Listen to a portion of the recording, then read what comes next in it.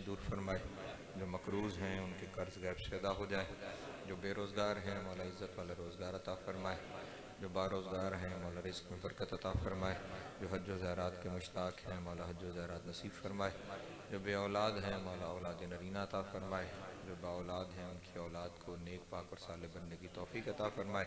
कभी भी किसी भी वालिदैन को अपने औलाद का किसी तरह का भी कोई दुख नसीब ना हो।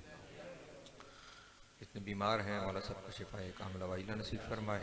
मरहूमीन आपके बानियान मजलिस के बिलखसूस सैयद अली नकी नकवी, इस ख़ानदान के तमाम मरहूमीन, अल्लामा गज़नफ़र अब्बास हाशमी और वो तमाम मरहूमीन के जिनको कोई दुआ करने वाला नहीं रह गया, मौला सबकी कब्र और महशर की मनाज़िल आसान फरमाए। शफ़ाअत मोहम्मद वाले मोहम्मद नसीब हो। इमाम हुसैन अलैहिस्सलाम की जन्नतों में आला मकाम अता हो।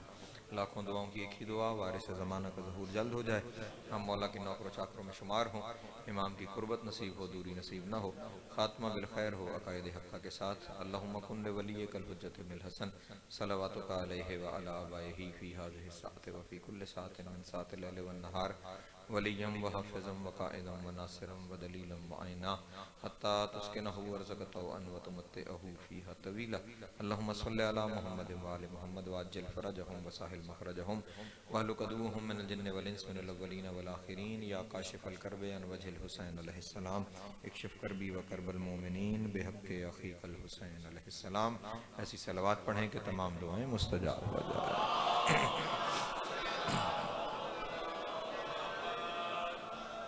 औज़ु बिल्लाहि मिनश शैतानिर रजीम, बिस्मिल्लाहिर रहमानिर रहीम। अल्हम्दुलिल्लाहिल अव्वल बिला अव्वलिन काना क़ब्लुहु वल आख़िरु बिला आख़िरिन यकूना बअदहु क़सरतन रुयतिही अब्सारुन नाज़िरीन व अजज़त अन्नातिही अवहामुल वासिफ़ीन व सल्लल्लाहु अला अशरफिल अंबिया वल मुरसलीन व ख़ातमन नबिय्यीन अबिल क़ासिम मुहम्मद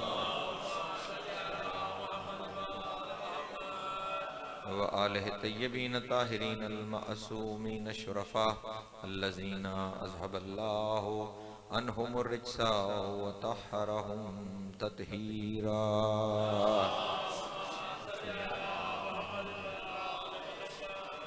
वलानतुद दाइमतु अला अदाइहिम अजमईन मिन यौमि अदावतिहिम इला क़याम यौमिद्दीन। अम्मा बअदु फ़क़द क़ाल अल्लाहु तबारक व तआला फ़ी मुहकम किताबिहिल मजीद व फ़ुरक़ानिहिल हमीद व क़ौलिहिल हक़ व हुवा अस्दक़ुस सादिक़ीन। बिस्मिल्लाहिर रहमानिर रहीम। अल्लाहु ला इलाहा इल्ला हुवल हय्युल क़य्यूम ला ताख़ुज़ुहु सिनतुन वला नौम लहू मा फ़िस समावाति व मा फ़िल अर्ज़ मन ज़ल्लज़ी यशफ़अु इंदहु इल्ला बिइज़्निही। सलवात बर मुहम्मद व आले।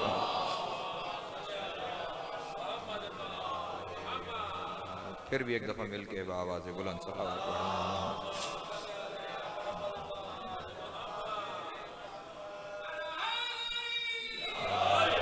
सामईन मोहतरम, इशाले सवाब के सिलसिले में मजलिस ज़ाक़ा निकाद और वक्त हमारे पास इंतहाई महदूद है कि ग़ालिबन 5:05 पे मगरिब की अज़ान हो जाती है और 4:25 हो चुके हैं। बहरहाल सरनामा कलाम के तौर पे जिस आयत का कुछ हिस्सा तिलावत करने का शर्फ हासिल किया है, इस आयत को आयतुल कुर्सी के नाम से याद किया जाता है। बहुत सारी अहमियतें और फजीलतें इस आयत को तिलावत करने की हैं कि जो शख्स हर नमाज के बाद इस आयत को तिलावत करेगा वो फ़ालिज से महफूज रहेगा। जो शख्स शब जुमा इस आयत को तिलावत करके अपने मरहूमीन को इसाले सवाब करेगा तो मरहूमीन के 40,000 दरजात बुलंद होंगे, आपके 40,000 गुनाह माफ़ हो जाएंगे। इसी आयत को 7 दफ़ा पढ़ के अपना हिसार करें तो कभी भी कोई आपको नुकसान नहीं पहुँचा पाएगा। जिस घर में रोज़ाना आयतुल कुर्सी की तिलावत की जाए वो घर शर्र शयातीन से महफूज रहता है। अगर किसी घर के अंदर शयातीन किसी वजह से दाखिल हो गए हों तो अगर उस घर में 70 दफ़ा आवाज़ बुलंद आयतुल कुर्सी की तिलावत कर दी जाए तो वो खुद ऐलान करके चले जाते हैं कि हम उस घर में नहीं रह सकते कि जहाँ इस आयत की तिलावत की जाए। इस कदर इस आयत की तिलावत की फजीलतें बयान की गई हैं।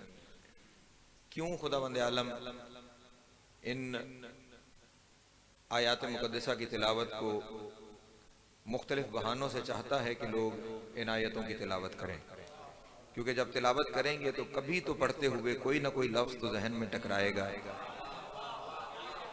और वो लफ्ज़ इंसान को सोचने पे मजबूर करेगा। और इसी सोचने के लिए ही तो खुदावंद आलम ने कुरान मजीद को नाजिल फरमाया और बार बार ये इरशाद फरमाया कि हमने इस किताब में निशानियाँ रखी हैं अक्ल वालों के लिए। इस किताब के बारे में सोचा करो, फिक्र किया करो। अफला यतदब्बरून अल कुरान अफला यतफक्करून अल कुरान, इस कुरान पे गौर करो, इस कुरान पे फिक्र करो। इस आयत में, आयतुल कुर्सी में खुदावंद आलम ने इन तमाम इंसानों को जो इस ज़ौम का शिकार हैं कि हम जिंदा हैं, जिंदगी का एक नया तसव्वुर दिया है। तवज्जो फरमाएंगे, मैं जो लफ्ज़ कह रहा हूँ हर एक लफ्ज़ पे गौर रहे। वो इंसान जो इस ज़ौम में हैं कि हम जिंदा हैं, उन्हें खुदावंद आलम ने ज़िंदगी का एक नया तसव्वुर दिया है। और वो तसव्वुर हयात क्या है? इरशाद रब्बुल इज़्ज़त हो रहा है, अल्लाहु ला इलाहा इल्ला, को अल्लाह के सिवा कोई इबादत के लायक नहीं है, उसके सिवा कोई इबादत के लायक अल्लाह वो है कि जिसके सिवा कोई इबादत के लायक नहीं है। वह हुवल हय्युल क़य्यूम, और वो ऐसा जिंदा है कि जिसकी जिंदगी में दवाम पाया रहता है। अल्लाह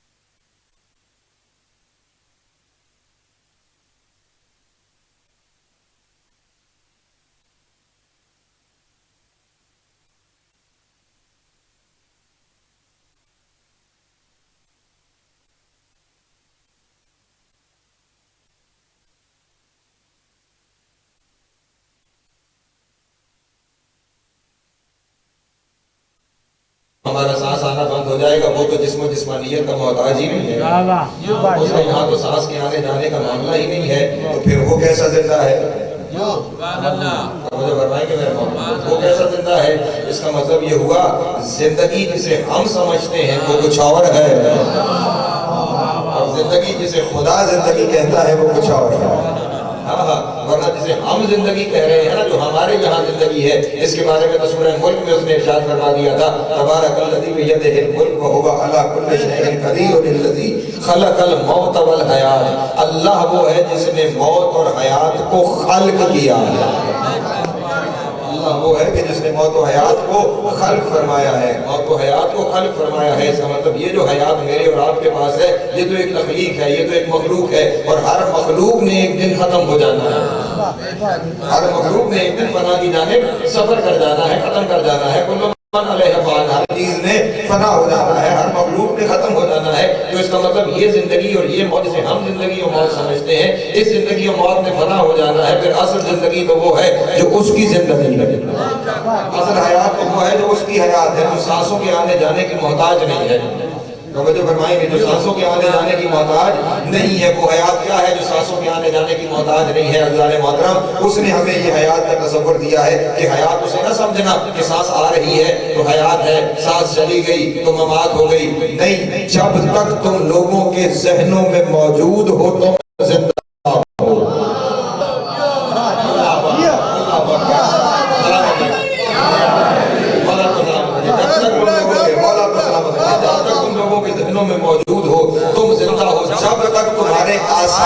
दिखाई दे रहे हैं। तो फरमाइएगा, जब तक तुम्हारे आसार दिखाई दे रहे हैं तुम जिंदा हो। खुदा को कैसे पहचानते हो? उसके आसार के जरिए से पहचाना जाता है ना। ये सूरज के बनाने वाला, ये चांद के बनाने वाला, ये जमीन के बनाने वाला, ये आसमान के बनाने वाला, इस कायनात को तख्लीक करने वाला, ये सारे अल्लाह के आसार है ना जो खुदा ने तख्लीक किए। इसका मतलब ये हुआ कि आसार की मौजूदगी जिंदगी है। तवज्जो फरमाइएगा, जहनों में आपके वजूद का मौजूद रहना जिंदगी है, आसार का मौजूद रहना जिंदगी है। अब खुदावंद आलम आपको इसी जानिब दावत देना चाह रहा है कि ऐ मेरे बंदो, अगर हमेशा जिंदा रहना चाहते हो ना, फिर अपनी इस जिंदगी की तरफ तवज्जो न करो जिसका सांसों के आने जाने से ताल्लुक है कि कल ये सांसें आना जाना बंद हो गई तो हमारी जिंदगी खत्म हो जाएगी। नहीं, अपने आप को ऐसा बनाओ लोगों के जहनों में जिंदा रह जाओ। अल्लाह अकबर, सलामत रहे, मौला आपको ज़िंदा अता फरमाए। जनाब सैयद आपको सलामत रखें। या अपनी हयात को ऐसा बनाओ, अपनी हयात को ऐसा बनाओ लोगों के जहनों में जिंदा रह जाओ, लोगों के जहनों में तुम्हारा तसव्वुर बाकी रह जाए, और सिर्फ तुम्हारा तसव्वुर न बाकी रह जाए, ऐसे आसार छोड़ जाओ जो आसार तुम्हारी जिंदगी की दलील बन जाए। तवज्जो अज़ान मोहतरम, मैंने जाना कहीं और था, ये लफ्ज़ सामने आ गया, इसलिए अपने दोस्तों के सामने मैं बयान करता चला कि जिंदगी का तसव्वुर जो खुदा हमें देना चाहता है, जरा उस तसव्वुर की तरफ हम मुतवज्जो हो जाएं। वरना जाना मैंने इस आयत के अगले हिस्से की जानिब है, वो जिंदगी जीने की कोशिश करो कि जब तुम चले जाओ तो तुम्हारे आसार दुनिया में रहना शुरू हो जाए। और उस जिंदगी का तसव्वुर अली के अलावा कोई दे ही नहीं सकता जो वो जिंदगी जीना जानता है, जो वो जिंदगी जीना जानता है, जो जिंदगी खुदा दुनिया को देना चाहता है, जो जिंदगी खुदा बंदों को देना चाहता है। मेरे मौला दुनिया वालों को कह के चले गए, ख्याल रहो अगर जीना है ना तो फिर ऐसे रहो, फिर ऐसे रहो कि जब तक तुम बज़ाहिर जिंदा हो, जिन्हें लोग जिंदा कहते हैं, तो लोग तुमसे मिलने की ख्वाहिश करते रहे, लोग तुमसे मिलने की तमन्ना करते रहे, और अगर उनकी आंखों से ओझल हो जाओ तो लोग तुम्हें याद करते रहे। अल्लाह अकबर, अली हक,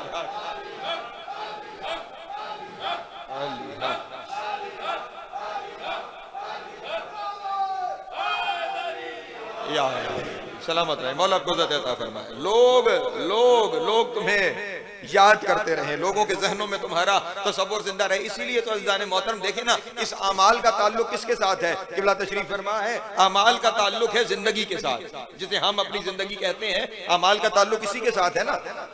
ये जिसे हम जिंदगी कह रहे हैं, बल्कि चले छोड़े, जिसे हम जिंदगी कह रहे हैं उसे छोड़े, अमाल का ताल्लुक है हयात के साथ। हयात है तो अमल है, और हयात नहीं तो अमल। अगर सांस बंद हो जाने से बंदा मर जाता है तो अल्लाह उसके अमाल का दफ्तर बंद क्यों नहीं करता? हाय हाय, पढ़े लिखे दोस्त तशरीफ फरमा है मेरे यहाँ पर।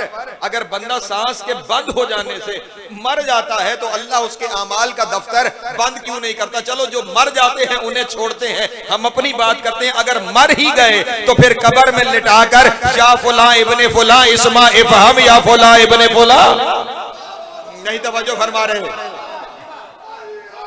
अली हक,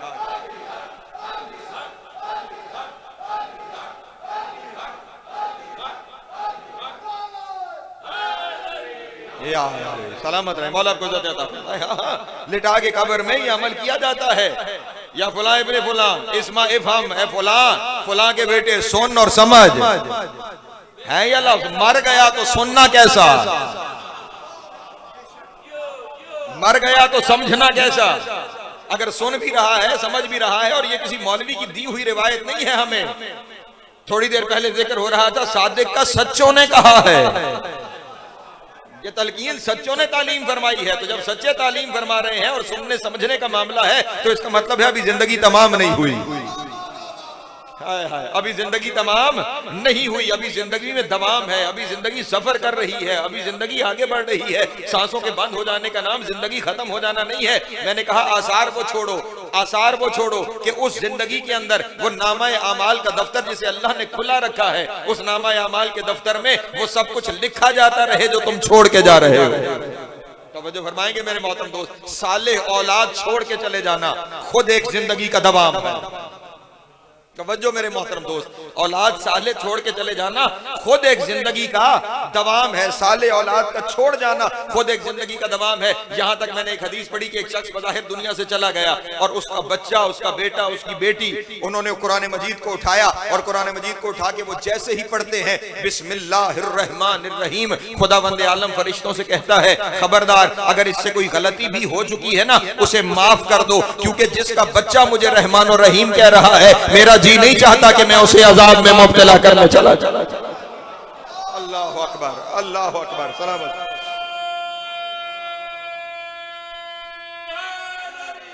या जिसकी औलाद मुझसे ये तवक्को रखती है कि मैं रहमान हूँ, मैं रहीम हूँ, फिर मैं नहीं चाहता कि मैं उस पर अजाब करूँ। और अब ये जो बच्चा जो कुछ करता जा रहा है ना, इसी की औलाद है, इसी की तरबियत का नतीजा है। इसका किया हुआ भी उसके खाते में लिखते रहो।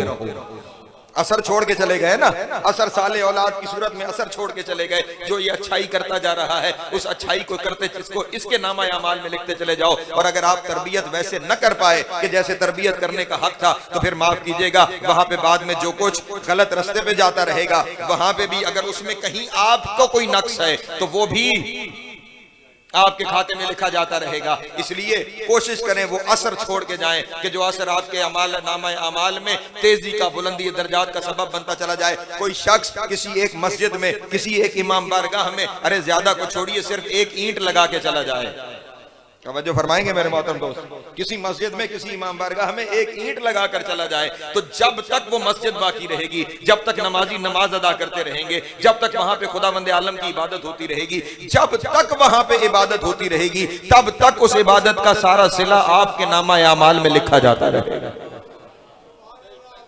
मैं यूं जुमला बदल के कह दूं तो ज्यादा आसानी रह जाएगी। उस मस्जिद में जिसमें आपके नाम की ईंट लगी हुई है, उस मस्जिद का बाकी रहना आपके जिंदा होने की दलील बन जाएगा कि आप जिंदा है, आप जिंदा हैं, आप जिंदा हैं और आप जिंदा हैं। और जो मकतब अहले बैत के साथ मुंसलिक हो जाते हैं, खुदा की कसम फिर उनकी खुशकिस्मती के तो क्या कहने, उनकी खुशकिस्मती के क्या कहने। मैंने अभी आपके सामने कहा ना, अगर छोड़े हुए बेटा है, भाई है, बाप है, इर्द गिर्द के लोग हैं जिनके साथ वो रहता था, जिनकी जिंदगी में उसका कोई अमल दखल था, उसके जाने के बाद सिर्फ बिस्मिल्लाहिर्रहमानिर्रहीम पढ़ते हैं तो खुदावंद आलम गुनाहों को बख्श देता है। तो हमने तो जहां से ताल्लुक कायम कर लिया, हमारे यहाँ तो क्या कहने, अभी दुनिया से गए हुए 3 दिन नहीं गुजरे थे, एक पूरी साफ बिछ गई। उस साफ पे बिस्मिल्लाहिर्रहमानिर्रहीम भी कहा गया, उस पे अल्हम्दुलिल्लाह रब्बिल आलमीन भी कहा गया, उसमें उन सब का जिक्र किया गया जिनका जिक्र खुदा को पसंद है। अल्लाह अकबर, अल्लाह अकबर, सलाम। उसमें उन सब का जिक्र किया जा रहा है कि जो जिक्र खुदा को पसंद है। तो जो एक बिस्मिल्लाहिर्रहमानिर्रहीम के तज़किरे पर सारे गुनाहों को माफ कर देता है, सारे अजाब को हटा लेता है, फिर अल्लाह जाने कि जब बिस्मिल्लाहिर्रहमानिर्रहीम से मामला आगे बढ़कर उस खानदान के जिक्र पे चला जाएगा जो उसके रहमान और रहीम होने का मज़हर है।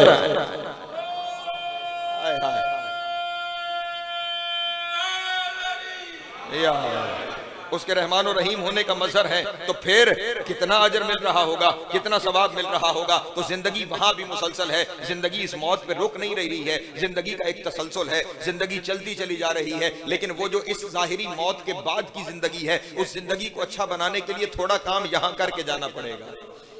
तवज्जो है, वो थोड़ा काम यहाँ पे करके जाना पड़ेगा। और ख्याल रहे, ये बात बहुत फैल जाएगी, वक्त मेरे पास बड़ा महदूद है।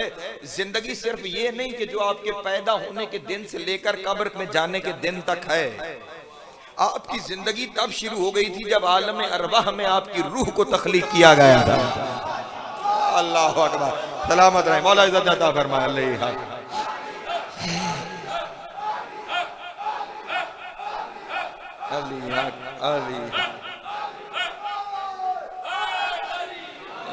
सलामत रहे, मौला आपको अता फरमाए। आपकी जिंदगी वहां शुरू हो गई थी जब आलम अरवाह में आपको तख्लीक किया गया था। आप एक आलम से दूसरे आलम में आएंगे, दूसरे आलम से तीसरे आलम में जाएंगे, तीसरे आलम से चौथे आलम में आप सफर करते चले जाएंगे। हर आलम के अमल का नतीजा अगले आलम में दिखाई देगा, हर आलम के अमल का नतीजा अगले अमल में दिखाई देगा। इस आलम से पहले आप आलम अरवाह में थे और उस आलम अरवाह में खुदावंद आलम ने उस आलम अरवाह की इब्तिदा एक मीसाक से हुई थी।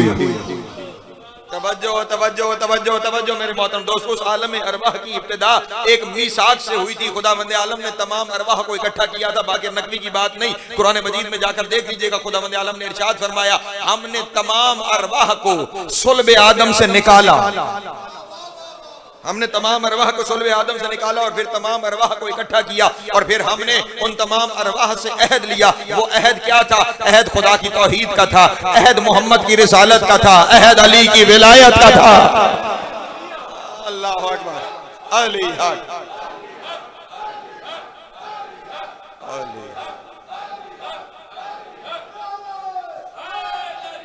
या सलामत रहे, मौला आपको ज़िंदा अता फरमाए। वहां पे अहद लिया गया था और जिन्होंने वहां पे उस अहद को, जो वहां पे अहद था, उस अहद को वहां जो अहद कर लिया था, तौहीद को ईमान लेकर ले आए थे, तौहीद को मान लिया था, रिसालत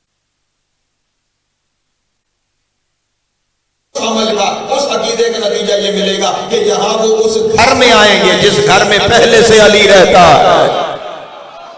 अल्लाह अकबर, अल्लाह अकबर, सलामत रहे, मौला आपको ज़िंदा अता फरमाए। उस अमल की आसानी ये पैदा कर दी जिसने वहां आलम मीसाक में वहां मीसाक के हक अदा कर दिया। वहां का नतीजा उसे ये निकला कि इस दुनिया में उसके लिए ये आसानी है। ये क्या है? आसानी है कि उस घर में भेज दिया गया जिस घर में पहले से विलायत का तज़किरा है, जिस घर में पहले से रिसालत का तज़किरा है, जिस घर में पहले से तौहीद का तज़किरा है। जिसने वहां तौहीद का इकरार नहीं किया उसे यहां भी किसी मुनकिर तौहीद के घर भेजा जाएगा। मोहतरम, जिसने वहां रिसालत का इकरार नहीं किया उसे यहाँ भी किसी मुनकिर रिसालत के घर भेजा जाएगा। जिसने वहां विलायत का इकरार नहीं किया उसे यहाँ भी किसी मुनकिर विलायत के घर भेजा जाएगा। वहां मान लेने का नतीजा ये निकला, यहाँ मानने वालों के घर आए। तवज्जो सलामत रहे, मौला आपको ज़िंदा अता फरमाए। वहां मान लेने का नतीजा ये निकला कि यहाँ मानने वालों के घर में आ गए। और अगर वहां नहीं माना था तो जिस जिसका इनकार करते रहे उसी के मुनकिर के घर इस दुनिया में आना पड़ा। ये मुश्किल है, ये क्या है? मुश्किल है। लेकिन इस दुनिया में फिर मौका दिया गया कि वो वहां जो किया था ना उसकी मुश्किल ये हुई, उसका नतीजा ये निकला, उसका आपको सजा ये मिली कि यहाँ उनके घर में आ गए जो मुनकिर थे। लेकिन अभी हमने तुम्हारा नामा अमाल बंद नहीं किया, हमने तुम्हें अकल दे के इस दुनिया में भेजा है। जरा कोशिश करो ना, हक को तलाश करने के लिए निकल पड़ो। अल्लाह अकबर, अली हक,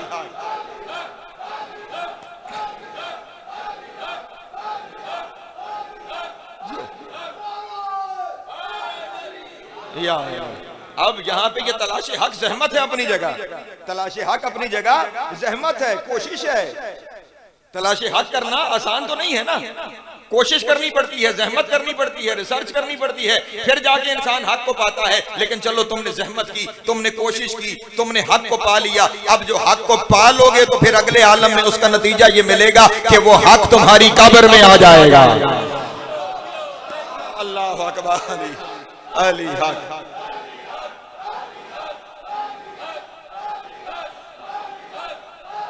जो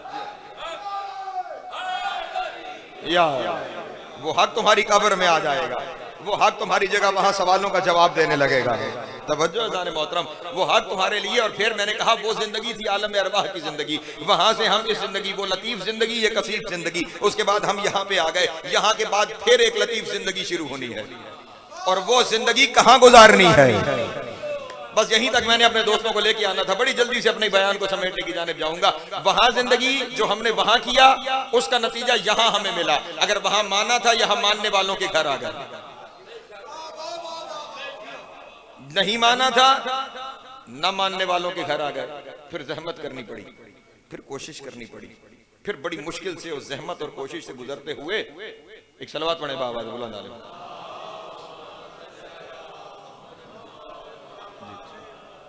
फिर भी एक सलवात पढ़े बाबा।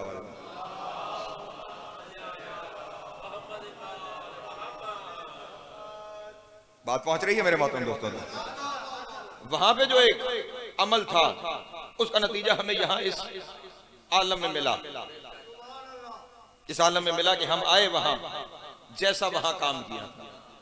अब यहां के बाद फिर एक आलम शुरू हो रहा है जो आलम बरज़ख है, जिसे क्या कहते हैं हम, आलम बरज़ख कहते हैं। उस आलम बरज़ख में फिर एक जिंदगी है, वहां पे फिर एक हयात है। जिस तरह यहाँ की हयात मुंसलिक थी पिछली हयात से, इस तरह वहां की हयात मुंसलिक है इस हयात से। तवज्जो जाने मोहतरम। अच्छा, यहां जो नतीजा मिला था वहां आलम अरवाह के अकीदे का नतीजा यहां मिला था। तवज्जो नहीं फरमा रहे। आलम अरवाह के अकीदे का नतीजा हमें इस आलम में मिला था। अब इस आलम के अकीदे का नतीजा आलम बरज़ख में मिलेगा। तवज्जो तवज्जो तवज्जो। इस आलम के अकीदे का नतीजा आलम बरज़ख में मिलेगा। आलम बरज़ख में अमल का नतीजा नहीं मिलेगा, क्योंकि अमल तो हयात के साथ मुसलसल है। तवज्जो नहीं फरमा रहे। अमल हयात के साथ मुसलसल है। अभी आपकी अमल का दफ्तर बंद ही नहीं हुआ तो हिसाब कैसे होगा? नहीं तवज्जो फरमा रहे। जब अमल का दफ्तर बंद ही नहीं हुआ तो फिर हिसाब कैसा? आपके यहाँ कोई नमाजें रह गई, अल्लाह ने छुट्टी दे रखी, बाद में आपका बड़ा बेटा पढ़ दे, आप कोई माल छोड़ गए, उस माल में से इजारे पे पढ़वा ली जाए। नहीं तवज्जो फरमा रहे। इजारे पे पढ़वा ली जाए। रोजा बड़ा बेटा रखे, नहीं रख पा रहा, इजारे पे रोजे रखवा ले, तो आप तो चले गए, दफ्तर अभी खुला है। तवज्जो फरमा रहे। दफ्तर अभी खुला है। मैंने कहा ईंट आप मस्जिद में लगा गए, हर जब तक नमाजी आता रहेगा हर नमाज में से हिस्सा जाता रहेगा। बारगाह में आपके नाम की कालीन बिछ गई, जब तक उस पे अज़ादार बैठते रहे। और फिर उस सफे अज़ा के तो क्या कहने जो आप बिछाते हैं, जहां पे फरिश्ते अपने पर मस के अपनी खुशबू ले जाते हैं। तवज्जो है मेरे मोहतरम दोस्तों की, ठीक है। तो इस जगह पर ये तो अमल मुसलसल है, ये तो अभी दफ्तर खुला हुआ है। इस दफ्तर का हिसाब तो जाके महशर में होगा, जब कोई नहीं रह जाएगा आपके लिए कुछ करने वाला।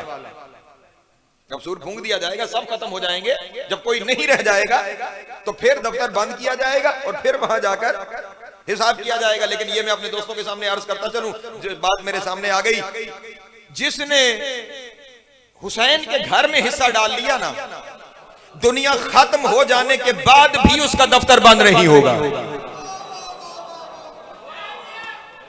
अल्लाह अकबर।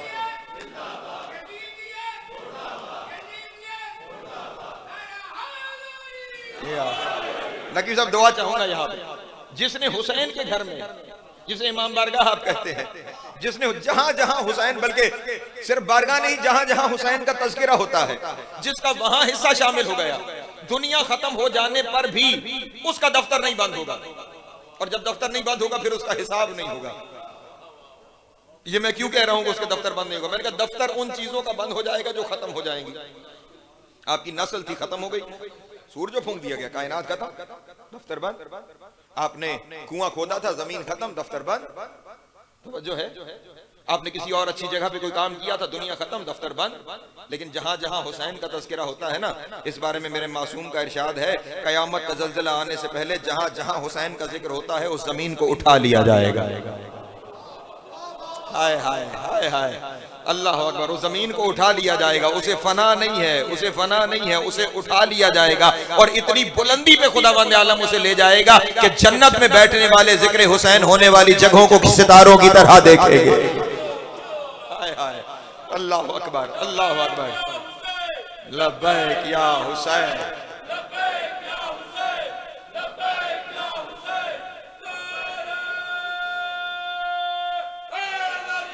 या फिर उसकी तो छोड़ी हुई चीज अभी बाकी है, तो फिर फना कैसी? फिर दफ्तर का बंद हो जाना कैसा? फिर तो उसे उन जन्नतों में रखा जाएगा कि जहां भी हिसाब तो तेरा है ही नहीं, तो फिर अच्छी जगह रहे। हाँ हाँ, जब तक हिसाब अभी तक तेरा दफ्तर खुला हुआ है तो तुझे अच्छी जगह पे रखा जाएगा। ये हुसैन के साथ मुंसलिक हो जाने का सवाल है। हाँ, इसीलिए तो ये जिस आयत को मैंने तिलावत किया है ना, इस आयत में अगर वक्त होता तो मुसलसल इस आयत पर मैं अशरा नहीं अशरे पढ़ चुका हूँ, लेकिन यहाँ पे एक तज़किरा जो मुंसलिक हो रहा है, बस वही अपने दोस्तों के सामने बयान कर दूं। आगे जाके जहाँ मैंने आज तिलावत आयत को रोका था वो क्या था? मंज़ल लज़ी यशफ़उ इंदहु इल्ला बिइज़्ने, कौन है जो खुदा के सामने शिफाअत कर सके सिवाय उनके कि जिन्हें इज़्न अता कर दिया गया है। या सलामत रहे, मौला आपको इज़्ज़त अता फरमाए, जनाब सैयद आपको सलामत रखे। कौन है? तवज्जो जाने मोहतरम, मंज़ल लज़ी, कौन ऐसा है, यशफ़उ इंदहु, जो उसके सामने शिफाअत कर सके, इल्ला बिइज़्ने, सिवाय इनके कि जिन्हें उसने इज़्न दे दिया है। कल मैंने घर में लहद की मजलिस में एक मुगालता दूर किया था, आज चाहता हूं एक मजीद मुगालता दूर करता चलूं। यहाँ पे जब आप जाएंगे उलमाए कराम के पास, कुछ पढ़े लिखे लोगों के पास, कि ये कौन है, पहले तो ये आयत खुद तमाचा है उनके मुंह पे जो कहते हैं शिफाअत मुमकिन नहीं, मुमकिन नहीं तो आयत तो कह रही है ना, कोई तो है कि जिसे इज़्न दिया जाएगा, फिर वो कौन है जिन्हें इज़्न दिया जाएगा। कहने वाले कहते हैं कि उससे मुराद मोहम्मद वाले मोहम्मद है कि जिनके पास इज़्न शिफाअत है। बेशक उनके पास इज़्न शिफाअत है, लेकिन क्या कहने, जिनके पास इज़्न शिफाअत है वो आगे इज़्न बांटते हैं। जिसके पास इज़्न शिफाअत है, जिसके पास इज़्न होता है वो आगे इज़्न दे सकता है। आपकी दुनिया में एक कानून आपने कहीं नहीं देखा, हमारे फला बुजुर्ग के पास इज़्न था कि वो फला दम करते थे तो शख्स ठीक हो जाता था, उन्होंने जाते हुए इज़्न फला को दे दिया। इसका मतलब ये हुआ जिसके पास इज़्न होता है वो ये इख्तियार रखता है कि वो इज़्न आगे मुंतकिल कर सकता है, वो इज़्न दे सकता है। और ये घराना ही सखियों का घराना है, ये घराना ही सखियों का घराना है। ये भी इज़्न अपने चाहने वालों में बांटते हैं। चलें मैं दो हदीसें अपने सामने दोस्तों के सामने बयान करूं और फिर किसी मंजिल की जानिब आगे रवाना हो जाऊं। रोज़े महशर के बारे में एक हदीस है, और फुरात अश्क पे पहरा रहे, मैंने एक नतीजे की तरफ जाना है। महशर के बारे में एक हदीस है कि रोज़े महशर खुदाबंद आलम जनाब सैयदा से सबसे पहले कहेंगे, शहजादी कौनैन जन्नत में तशरीफ ले जाइए। फुरात अश्क पे पहरा रहे, मसाहिब की मंजिल अभी दूर है। शहजादी कौनैन जन्नत में तशरीफ ले जाइए, अपनी मंजिल पे तशरीफ ले जाइए। शहजादी कौनैन जन्नत के दरवाजे पे जाकर रुक जाएंगे। खुदाबंद आलम सवाल करेगा, बिन्ते मुस्तफा तशरीफ क्यों नहीं ले जा रहे, जन्नत में तशरीफ ले जाइए। जनाब सैयदा कहेंगी, आज मैं चाहती हूं कि दुनिया वाले मेरा मकाम देखें। सैयदा क्या चाहती हैं? जनाब सैयदा पुकार के कहेंगी, ज़ुर्रियती वशियती, मेरी ज़ुर्रियत और मेरे चाहने वाले। खुदावंद आलम हुक्म देगा मैदान महशर में, जल्दी करो, बतूल ज्यादा देर खड़ी ना रहे, जितनी ज़ुर्रियत सैयदा है उसे बुलाया जाए, जितनी औलाद सैयदा है बुलाया जाए, जितने जनाब सैयदा के चाहने वाले उन्हें बुलाया। सैयदा सब आ गए, जन्नत में ले जाइए। अब वो जिन्हें बुलाया गया वो रुक जाएंगे, वो रुक जाएंगे। तुम लोग क्यों नहीं जा रहे जन्नत में? मेरे अल्लाह, आज हम ये चाहते हैं, अब इज़्न हम ये चाहते हैं कि आज दुनिया को मालूम हो कि ज़ुर्रियत सैयदा और मुहिब्ब सैयदा होने का मकाम क्या है। अल्लाह अकबर, तवज्जो तवज्जो, सलामत है। हम ये चाहते हैं कि हम देखें ज़ुर्रियत सैयदा होना, मुहिब्ब सैयदा होने का मकाम क्या है। आवाज़ कुदरत आएगी, फिर बताओ कि क्या चाहते हो, क्या चाहते हो। कहा मेरे अल्लाह, हम कुछ नहीं कह रहे, तू दुनिया वालों को बता कि हमारा मकाम क्या है, कि मुहिब्ब सैयदा है, औलाद सैयदा है। आवाज़ कुदरत आएगी, जिन्होंने इनको सैयदा की औलाद होने की वजह से या मोहब्बत सैयदा में एक दाना खजूर का भी खिलाया है, उसे भी जन्नत में ले जाया जाए। अल्लाह अकबर, अल्लाह अकबर। तवज्जो फरमा रहे हैं, इज़्न मुंतकिल हो रहा है, इज़्न मुंतकिल हो रहा है, उन्हें भी जन्नत में ले जाया जाए। यहाँ तक मौजूद हैं अल्फाज कि उस दिन फरिश्ते रोज मैदान महशर में से तमाम उन लोगों को कि जिनका किसी तरह से ताल्लुक बतूल और औलाद बतूल के साथ है, उन्हें ऐसे चुन लेंगे जैसे परिंदा उन अच्छे दानों को चुन लेता है जिनकी जरूरत होती है। उनको चुन लिया जाएगा। अब ये क्या हो रहा है? पहली शिफात जनाब सैयदा की थी, उसके बाद शिफात औलाद सैयदा की है, उसके बाद शिफात मुहिब्बान सैयदा की है। ये सारे क्या कर रहे हैं? शिफात करते चले जा रहे हैं, अपने चाहने वालों को लेके जाते चले जा रहे हैं। लेकिन यहाँ पे वो शिफात है कि उन लोगों को जिनके यहाँ कोई थोड़ी सी कमी मौजूद है, उन्हें ले जा रहे हैं उस चीज के बदले कि जो चीज कह रहे हैं, किसी ने खजूर खिला दी, किसी ने पानी पिला दिया, उन्हें लेते चले जाओ। लेकिन एक मकाम वो भी है, खुदा की कसम, कैसी शिफात बांटी जाती है, कैसे इज़्न शिफात बांटा जाता है, वो यही घराना बता सकता है। एक इन शफियों में सबसे बड़ा शफी है जिसे मुस्तफा ने शफीउल मुज़निबीन कहा है, उसका रोजा है करबला में। मैं फिर कहूंगा, फुरात आशिक पे पहरा रहे, रोजा है करबला में।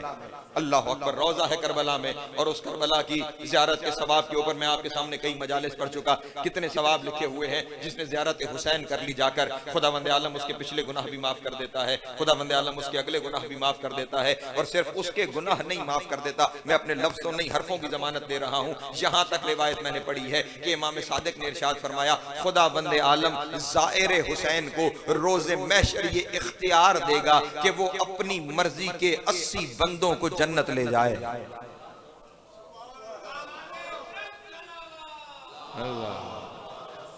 अल्लाह अकबर। मैं बड़ी बड़ी बड़ी मुश्किल जगह पे हूँ। वो अपनी मर्जी के 80 बंदों को जन्नत ले जाए। दूसरी रिवायत में है वो अपनी मर्जी के 80,000 बंदों को जन्नत में ले जाए। और फिर वहां पे नीचे ये लफ्ज लिखे हुए हैं कि उन लोगों को भी जन्नत में ज़ाहिर हुसैन ले जा सकता है जिनका जहन्नुम लिख दिया गया है। जो है अज़ान मोहतरम, जिनका जहन्नुम लिख दिया गया है उन्हें भी ज़ाहिर हुसैन जन्नत में ले जा सकता है। तो अब शिफात का इख्तियार कहाँ आ गया? हुसैन के ज़ाहिर के। अल्लाह अकबर, अल्लाह अकबर, अल्लाह अकबर। लब्बैक या हुसैन।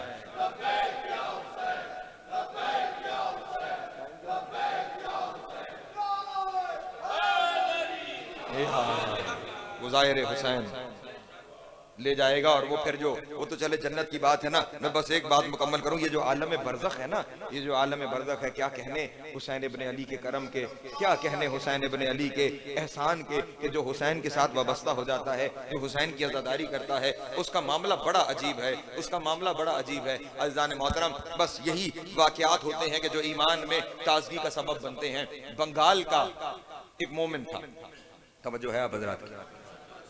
उस शख्स ने रिवायतों में पढ़ते हुए ये फरमाने मासूम पढ़ा कि जो शख्स करबला में दुनिया से चला जाए और मदफून करबला में हो जाए, उसकी कब्र में फरिश्ते नहीं आते। नकीरैन उसकी कब्र में हिसाब लेने, उसका कब्र में कोई हिसाब नहीं। जो करबला में दुनिया से चला गया, करबला में दफन हो गया, उसका कोई हिसाब नहीं। जैसे ही उसने इस रिवायत को पढ़ा, बज़ाहिर एक गुनहगार आदमी था, घर में और कोई नहीं था, बस एक माँ थी। माँ से कहने लगा, अम्मा मैं करबला जा रहा हूँ, मुझे कब्र के हिसाब से बड़ा डर लगता है, मैं नहीं दे सकता कब्र का हिसाब, मैं करबला जा रहा हूँ। माँ ने बड़ा रोका। उसने कहा नहीं, कब्र का मामला मुश्किल है, मुझे करबला जाना है। सफर करता हुआ बंगाल से करबला चला गया। हरम इमाम हुसैन अलैहिस्सलातु वस्सलाम पे सलाम किया।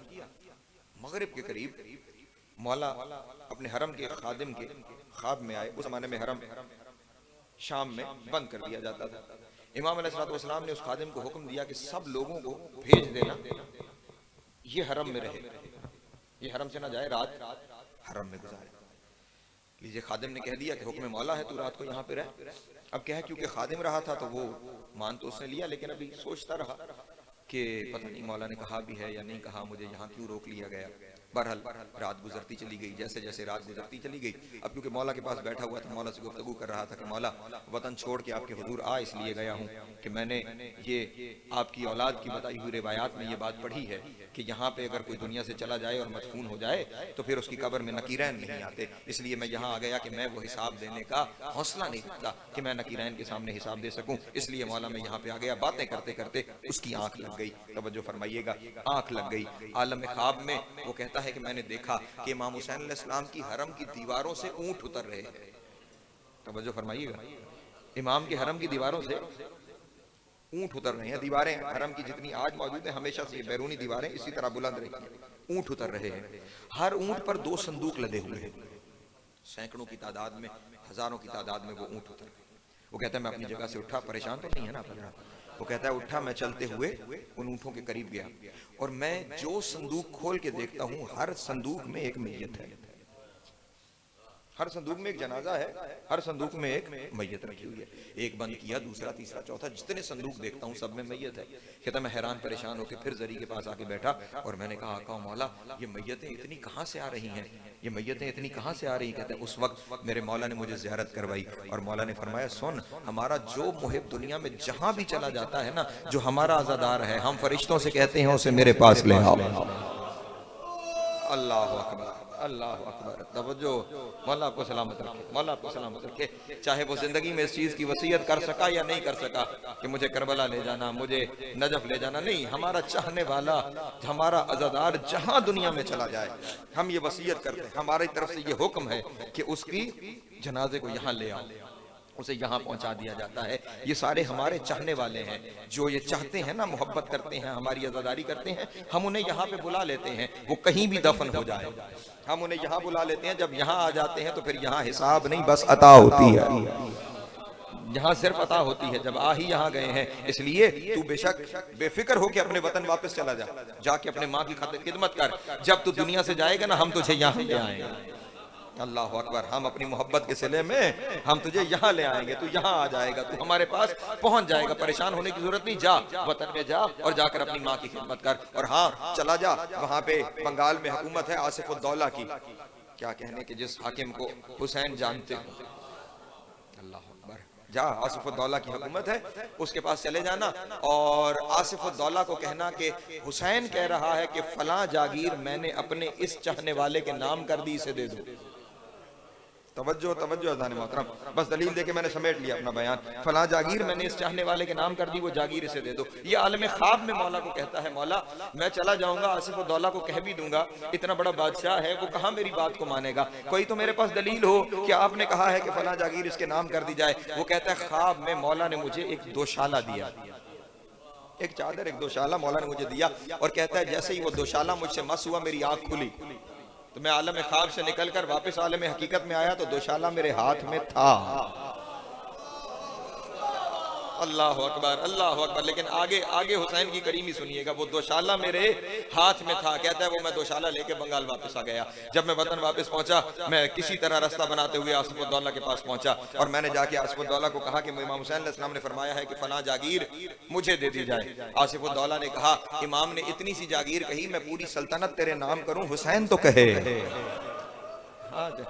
हुसैन तो कहे, पूरी सल्तनत तेरे नाम करूं, जागीर तेरी हुई। लेकिन तेरे पास कोई दलील है कि तुझे बादशाह हुसैन ने कह के भेजा है कि वो जागीर तेरे नाम कर दी जाए? उसने वो दोशाला निकाला और निकाल के कहा, ये आका ने दे के भेजा है दोशाला, दलील के तौर पे कोई जागीर मुझे दे दी जाए। उसने वो दोशाला लिया। अब तवज्जो कीजिएगा मेरे मोहतरम दोस्त, उसने आसिफउद्दौला ने वो दोशाला लिया और अपने सिपाहियों को बुला के कहा कि इनके ऊपर पहरा कर दो, ये यहीं पे बैठे रहे, कहना कुछ नहीं, सैयदादा है, अज़ादार है, कहना कुछ नहीं, बैठा रहे, लेकिन यहाँ से जाने ना पाए जब तक मैं पलट के ना आऊं। जो ये दलील लाया है मैं उसकी तस्दीक कर दूं। तवज्जो अज़ान मोहतरम। बादशाह उसे छोड़ के चला गया। कुछ देर के बाद वापस आया और उसने कहा, तेरी दलील सच्ची है, तेरी दलील सच्ची है। तो उसने पूरा वाकया सुनाया था कि इमाम हुसैन अलैहिस्सलाम ने फरमाया, जो हमारा चाहने वाला मर जाता है उसे हम करबला में बुला लेते हैं, तेरी दलील सच्ची है, हुसैन ने तुझे ये दोशाला देकर भेजा। उसने कहा, बताइए तो सही कैसे मेरी दलील सच्ची है? उसने कहा, अभी कुछ दिन पहले मेरी बहन का इंतकाल हुआ जो बड़ी अज़ादार थी, तूने कहा ना हुसैन अज़ादार को करबला बुला लेता है, तो मैं उसकी कब्र खोल के देखने गया था कि हुसैन ने करबला बुलाया है या नहीं बुलाया, और दलील मुझे इसलिए मिल गई, ये दोशाला मैंने अपनी बहन के जनाजे पे डाला था।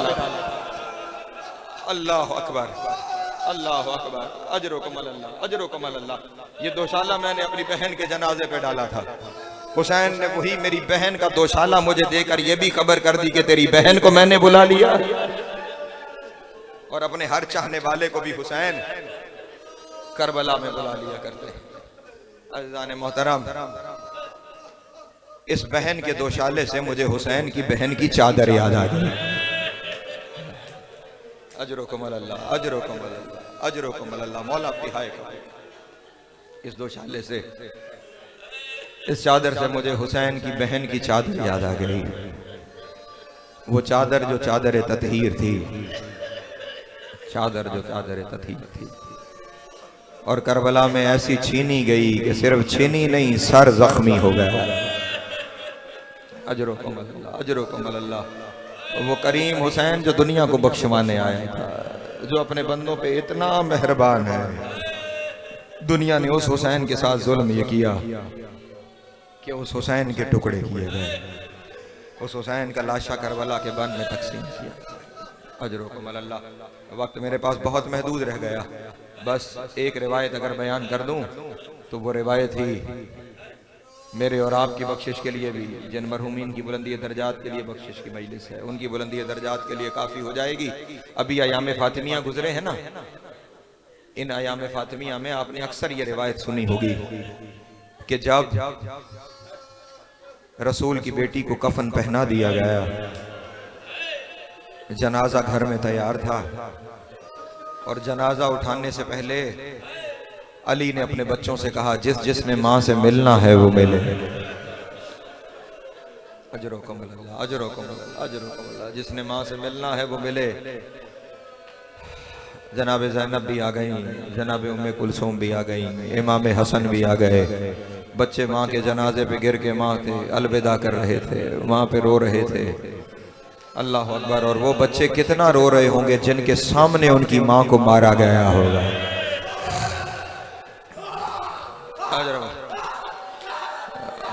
हौसला काज़मी साहब, मौला आपको सब्र अता फरमाए, मौला आपको अजर अता फरमाए। वो बच्चे कितने रो रहे होंगे जिनके सामने उनकी माँ को मारा गया होगा, जिनके सामने उनकी माँ को जख्मी किया हो गया होगा, जो कब्र रसूल पे ये बयान करते रहे, नाना अम्मा बड़ी जख्मी है, नाना अम्मा बड़ी जख्मी है। वो बेटी किस तरह रो रही होगी जिसने माँ के जख्मों पे पट्टियां रखी है। अल्लाह अकबर। जिसने अपनी माँ को देखा है वो बेटी कैसे रो रही होगी। गिरिये की आवाजें बुलंद थी, गिरिये की आवाजें बुलंद थी कि अचानक अमीर कायनात ने देखा, अचानक अमीर कायनात ने देखा, देख के कहा, ज़ैनब मेरा हुसैन कहाँ है, ज़ैनब मेरा हुसैन कहाँ है? क्या हुसैन ने माँ से रुखसत नहीं होना? मेरा हुसैन कहाँ है? जनाब ज़ैनब ने कहा, बाबा वो कोने पे बैठा हुआ हुसैन रो रहा है, अकेला बैठा हुआ रो रहा है। बस ये रिवायत आपकी सुनी है मैंने, एक नतीजा देना है। चलते हुए अली हुसैन के पास आए और हुसैन क्या माँ से अलविदा नहीं होना, क्या माँ से अलविदा नहीं होना? हुसैन ने रोते हुए कहा, मेरी माँ फख्रे मरियम, मैं फख्रे ईसा। ईसा कहीं दूर था, मरियम दुनिया से चली गई, लेकिन उस वक्त तक ईसा नहीं आया जब तक माँ ने बुलाया नहीं, माँ ने बुलाया नहीं। मैं फख्रे ईसा हूँ, आज माँ मुझे बुलाए। अल्लाह अकबर। आज माँ मुझे बुलाए तो मैं माँ से जाके मिलूं, मैं माँ से जाके अलविदा करूं। खुदा की कसम लफ्ज यही लिखे हैं कि जो हाथ 3 महीने पहलू से नहीं हटा, बंदे कफन टूट गए, वो दोनों हाथ कफन से बाहर आए। आजा मेरा करबला का गरीब हुसैन, आ जाओ मेरा 3 दिन का प्यासा हुसैन, आ जाओ मेरा नाज़नीन हुसैन, आ जाओ मेरा प्यारा हुसैन, आ जाओ मेरा लाल हुसैन। जैसे माए लाड से बुलाती है, हुसैन दौड़ता हुआ आया, हुसैन माँ के लाशे पे गिरा, माँ ने लाल को सीने से लगाया, माँ ने भी रोना शुरू किया, बच्चे ने भी रोना शुरू किया, लेकिन रोते रोते ज़हरा ने एक जुमला कहा, जानता है ना हुसैन, मैं इतनी जख्मी हूँ, 3 महीने मैंने हाथ पहलू से नहीं हटा सकी, लेकिन ये तेरा नाज है ना, तूने कहा माँ बुलाए, मैंने दोनों हाथ उठाए हैं और हुसैन तुझे बुलाया है। हुसैन माँ का उधार याद रखना, एक दिन मैं भी तब आऊंगी जब तू मुझे बुलाएगा, और जब मैं आऊंगी हुसैन तुझे मुझे बुलाना पड़ेगा। बस अज़ीज़ान मोहतरम 10वीं मुहर्रम को हुसैन का लाशा करबला के वन में बिखरा हुआ पड़ा था, जिसमें घोड़े ऐसे दौड़ाए गए थे कि सज्जाद ने कहा, मुझे अपने बाबा के पसलियों के टूटने की आवाजें सुनाई देती रही। हुसैन का लाशा करबला के वन में बिखरा पड़ा था। मातम नहीं करोगे, हमारियां उतरना शुरू हुई। एक हमारी से रसूल आए, एक से अली आए, एक से हसन आए, एक हमारी उतरी, वो वहीं पे हमारी रुकी रही। हुसैन ने कहा, नाना आप भी आ गए, बाबा आप भी आ गए, भैया आप, मेरी माँ ज़हरा नहीं गई। रोकर कहा, हुसैन माँ का उधार याद है, आज माँ को बुलाना पड़ेगा, माँ फिर आएगी। बस ये रसूल का कहना था। कोई टुकड़ा लाश का वहां से उठा, अम्मा ज़हरा हुसैन यहाँ है, कोई टुकड़ा वहां से उठा, हुसैन यहाँ है। मातम करके ज़हरा ने कहा, बाबा मेरे बच्चे का लाशा बिखरा हुआ है, मेरा बच्चा करबला के वन में तकसीम हो गया।